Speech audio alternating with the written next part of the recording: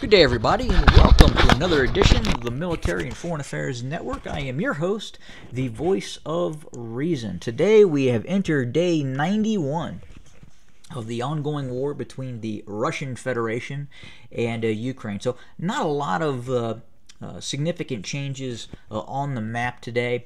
The really biggest change in information that is coming out of the battle space is the fact that Russian forces continue to expand its hold on territory outside and around the area of Popashna.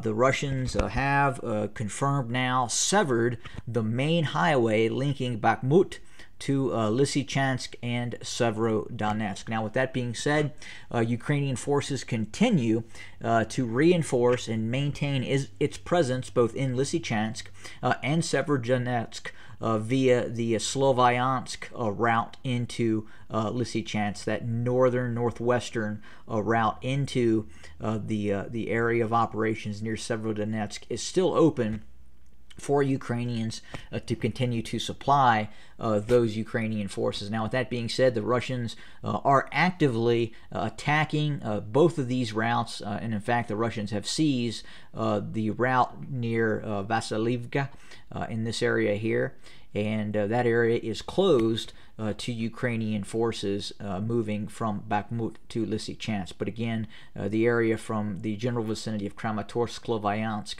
coming through that northern route is still open. The North Atlantic Treaty Organization, in conjunction with the United States, continues to supply the Ukrainian armed forces. We are getting to a point now where, in some cases, that some of these storage facilities where NATO has been shipping some of these armaments, such as javelins, 155 millimeter howitzer rounds, are starting to be depleted. And I say again, that is causing some concern with NATO forces, especially if we see some sort of expansion of the armed conflict. A lot of policymakers and military analysts are currently very much surprised that the Russians are continuing to prosecute the war. A lot of intelligence analysts believe that if given a proper thumping, so to speak, that the Russians would eventually capitulate and eventually sue for possible peace. That has not occurred. The Russian armed forces are continuing to prosecute this conflict in a very, very tenacious manner with a lot of heavy firepower.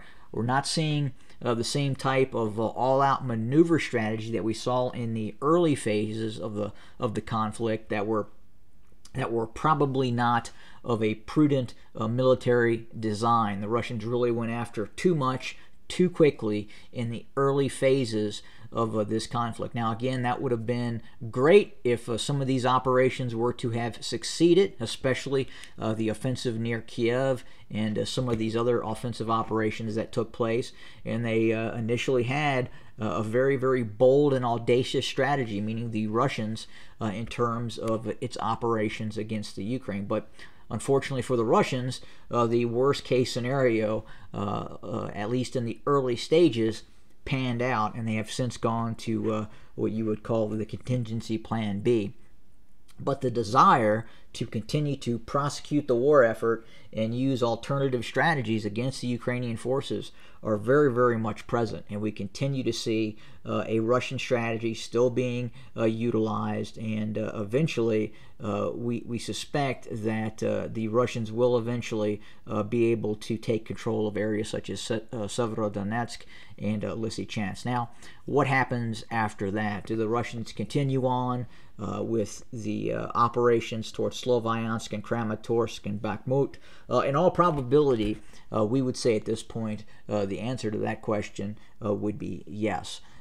If the Russians walk away from this conflict with the territory that has been currently seized and go into more or less a defensive posture, this would have been a very, very unsuccessful campaign. But to make matters worse for the Russians, it also puts the Russians in a very precarious situation where we could then see the Ukrainians rearm, redevelop its armed forces, and then quite possibly we would see at some point a continuation of the conflict. So the idea that the Russians would stop, say, with the capture of Severodonetsk and Lysychansk, or even hypothetically the capture of Sloviansk and Bakhmut and Kramatorsk. Again, it kind of leaves the Russians in a situation where they were really no better, and quite the possibility that they would be in terms of a tactical presence in eastern Ukraine, even in a worse situation than in terms of when hostilities initially kicked off. But again, we're going to continue to watch what is happening within this area. Again, the Russian operation near Popashna appears to be continuing to achieve success. We have heard reports that units such as the 24th Ukrainian Mechanized Division and the 118th Territorial Brigade has really taken a lot of damage in the ongoing fighting, and in addition to that, also the 30th Brigade down here to the south has also taken a lot of damage, and some of these forces are needing continued fortification and in terms of reserve response to maintain the current lines for Ukrainian forces. And again, this area here, a very, very high level of concern for Ukrainian forces. We could be, and I just say we could be, at the precipice of an all-out breakthrough for Russian forces if this area to the west, northwest, and north of Popashna were to break down. Things could start to fall apart rather quickly for Ukrainian forces. The Ukrainian forces right now are continuing to be in dire need of continued supply, mainly ammunition, and the ability to continue to prosecute this war. Again, they've been fighting for over 90 days now in a very high intensity manner, and that just saps and drains a nation state ability to, one, provide adequate manpower to continue to man these formations, these military formations, but more importantly, the continued expenditures in ammunition and equipment, and the loss and continued loss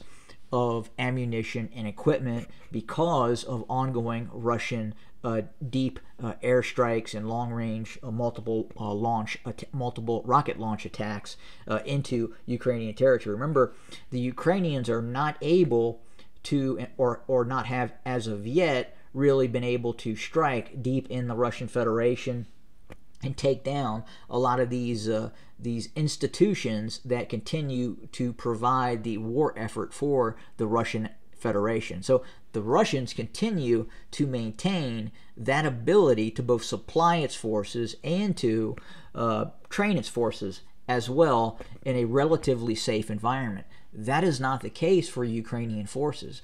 The Ukrainian forces that are being trained and equipped, in a lot of cases, are under direct attack from Russian forces, and in some cases, those institutions are being progressively destroyed by Russian forces. Now, with that being said, we do know, and we have confirmed, that the Russians have started to use T-62 main battle tanks. These are the generation before the T-64, obviously T-72, T-80, T-90 generation of main battle tanks. Now, the question is why are we starting to see the T-62M being fielded by Russian forces in the ongoing conflict? Is it an issue where the Russians have lost so many of the higher-end, more modern armored vehicles, such as the T-72, T-80, T-90, that the Russians are forced to start using the T-62, T-62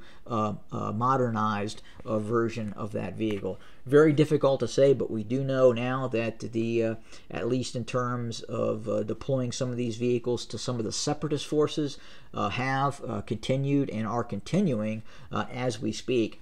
But have we seen actual Russian regular forces start to utilize the T-62? No, I cannot confirm that as of yet, but it would appear to be the preparation for that possibility could be underway by Russian forces.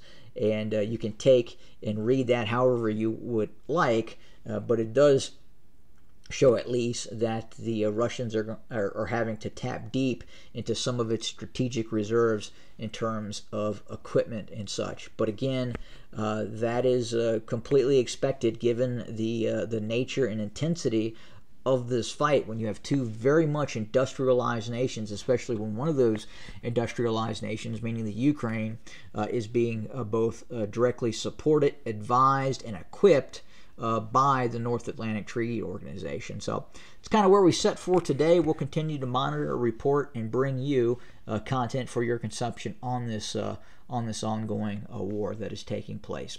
More to come very, very soon. Thanks for joining us. Have a great day.